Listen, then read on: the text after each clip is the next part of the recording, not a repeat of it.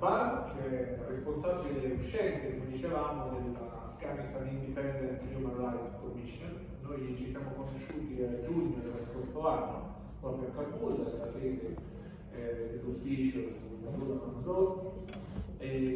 per una situazione molto tesa, non solo per un'avanzata progressiva dei talebani, ma anche perché il ruolo che ha rivestito, che ha esercitato con una fortezza e una convinzione ci ha fatto accabare in questi anni, è molto difficile, perché l'esercizio della protezione dei diritti umani è sempre stato complicato in Afghanistan, anche durante la Repubblica Islamica, l'architettura istituzionale che è crollata a metà di agosto. Ora però, come non abbiamo tempo per parlare di ciò che è stato, ma vogliamo capire che cosa sta avvenendo, ci prendiamo qualcosa come 15 minuti per cercare di capire attraverso uno sguardo così privilegiato che cosa sta accadendo in Afghanistan. Quindi la prima domanda che vorrei fare alla nostra interlocutrice e ospite: i talebani, l'autorità di fatto al potere in Afghanistan, hanno annunciato un'amnistia generale sugli ex membri delle forze di sicurezza, sui rappresentanti istituzionali, impiegati pubblici, eppure l'ultimo rapporto presentato dal segretario generale delle Nazioni Unite al Consiglio di sicurezza il 2 febbraio elenca una serie di abusi incredibili, di evidenze, di omicidi extragiudiziali, intimidazioni, un clima di paura e anche alcuni casi appunto più documentati. Quindi vorrei per prima cosa chiederle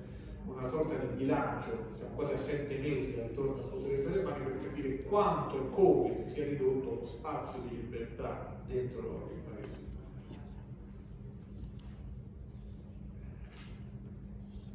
Thank you. I first want to start by thanking the Council for their warm hospitality, for having me here. I'm really touched. I also want to thank all of you for taking time to come to this discussion about Afghanistan. I know a lot's happening in the world and there are many crises that require our attention, so I'm really grateful for this time being allocated to the situation in Afghanistan, particularly the human rights situation.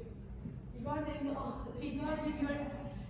your question, so the human rights situation, as you say, in Afghanistan was difficult before as well. Before the fall of Kabul to Taliban, we were in country in conflict, and there were violations happening every day, unfortunately, by all actors, international forces, the Afghan government, the Taliban. But the situation really has gone from difficult to devastating since Taliban took over Kabul.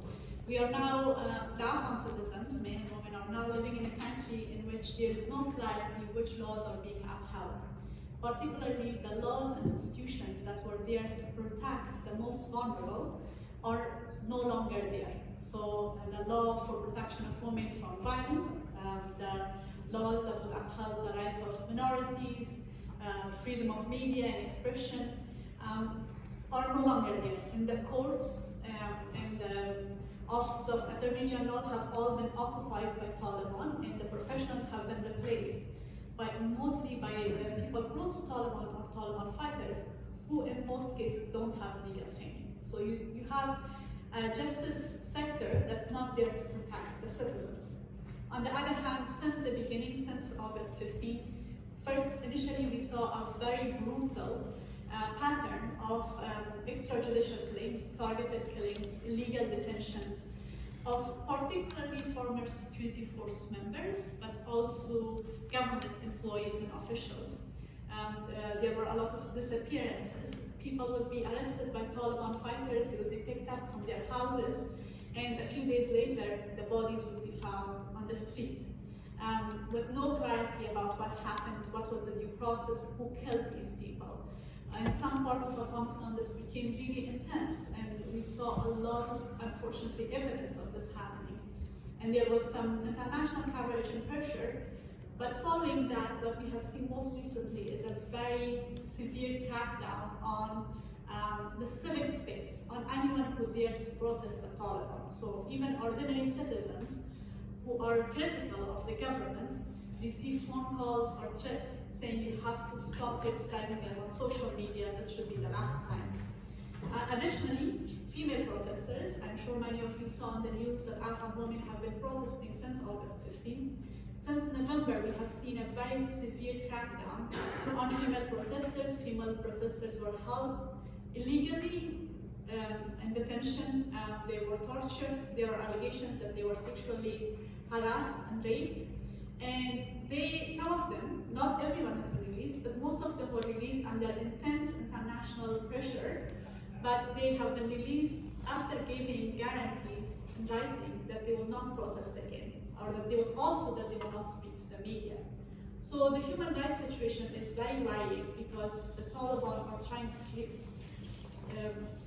to stifle any dissent or criticism of any civic space, or Afghan journalists are forced to flee the country, or they can no longer continue their work in human rights defenders. The situation for women, as all of you know, women universally across Afghanistan have lost their basic rights, their restrictions on their movement.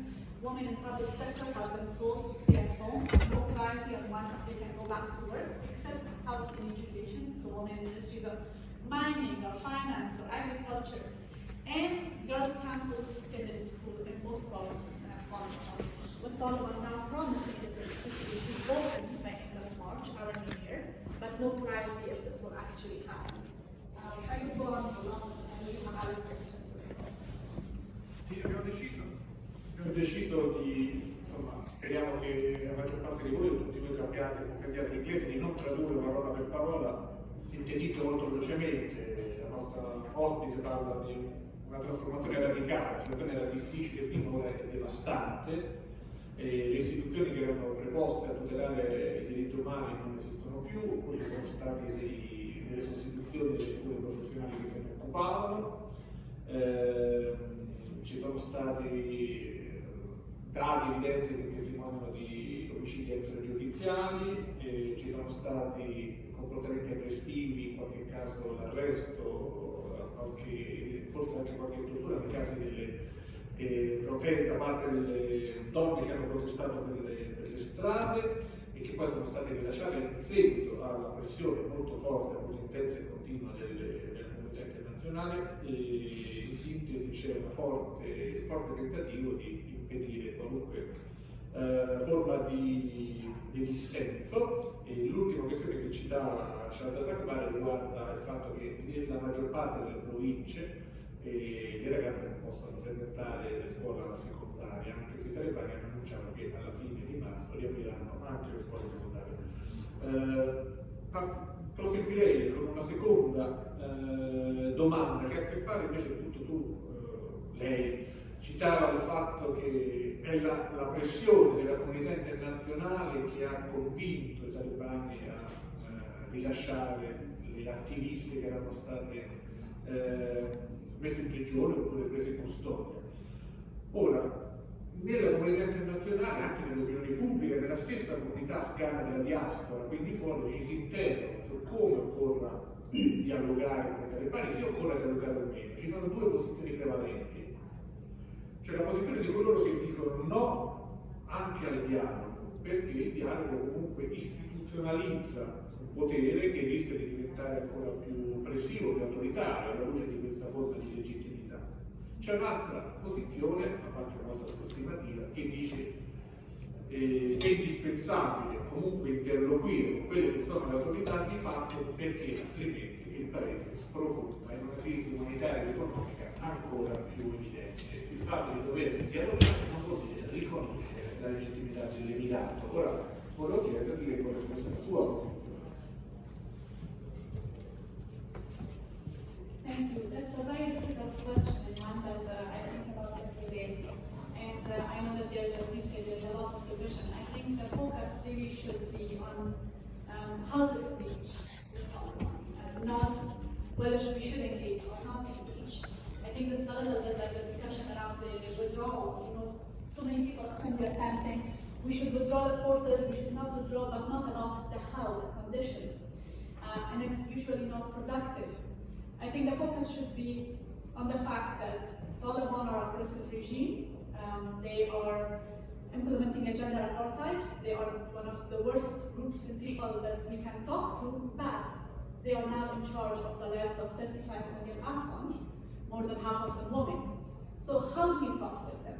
In our engagement with them, we have to be critical, and we have to be aware of what's going on the ground. And the aim should be to remind the Taliban that their counterparts is not the diplomats.